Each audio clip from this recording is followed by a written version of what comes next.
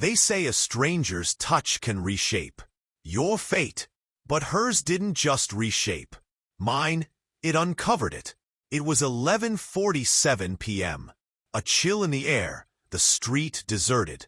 My mind entangled in reports and deadlines from a job that paid generously but drained my soul. I was just half a block from my apartment when I felt her hand lock around my wrist. "Keep walking," she murmured, her tone a mix of panic and steel. "Pretend you're my husband." I didn't question her, just complied. Call it instinct or something deeper. 5 minutes later, a man in a leather jacket charged by, eyes darting, scanning the pavement like he was on the hunt. Pressed against me, shaking. I held her tighter. He passed.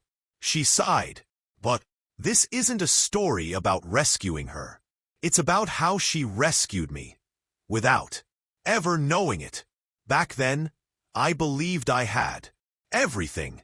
A wife who laughed at my jokes, in-laws who toasted to us at gatherings, a golden retriever named Milo.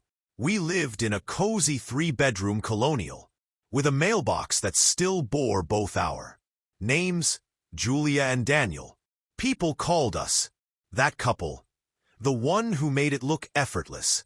The first fracture was tiny, like they always are. A message that made her snap her phone shut a little too quickly.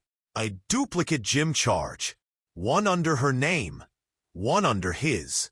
Late work nights that didn't match her hours. I'm not possessive, but I'm not naive either.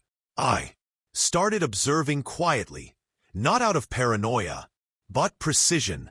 She changed perfumes, stopped wearing her wedding band to yoga, laughed less at dinner, smiled more at her phone. Once I said, "I love you," just to see her response. She blinked, smiled, said, "You too." That was the moment I knew, not exactly what she was doing, but that it was already over. I didn't call her out. I monitored her, linked her phone to my old laptop, hid a tracker in her car, taped beneath the passenger seat like the forums advised. I checked browser histories, pulled account statements. It was all there. The Airbnb in the city, a second phone line, charges for dinners listed. Under wellness programs, his name was Evan. He had a wife too. I found his LinkedIn in under 10 minutes. Insurance, an ordinary guy, the kind who vanishes in crowds, but wrecks hearts without meaning to. Julia wasn't just being unfaithful. She was building another life. I didn't yell, didn't break.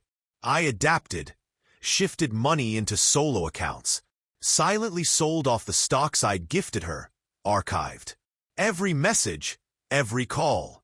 I even caught a photo of them kissing in her car near a PetSmart. The dog was in the back seat. I waited, not for anger, but for impact.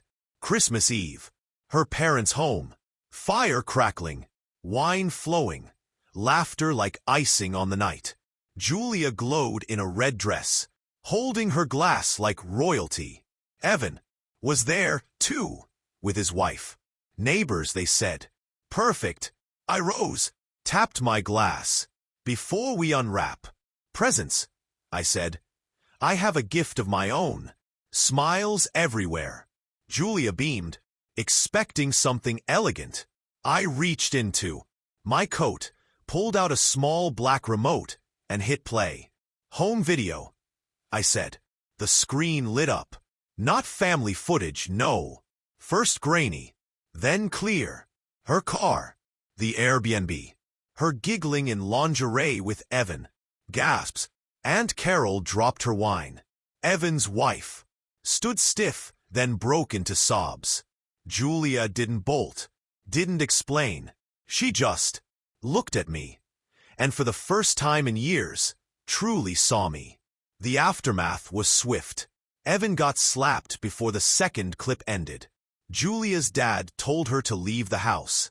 Her mom sobbed in the bathroom. By New Year's, Julia was in a rental and footing her own legal bills. I walked away untouched, assets protected. Even the dog picked me. You asked about the woman that night, the one who grabbed my arm. She thanked me once it was over. Said I looked trustworthy. Said I felt safe. I smiled and said it was just timing. But she was the first person to touch me, without deceit in a very, very long time.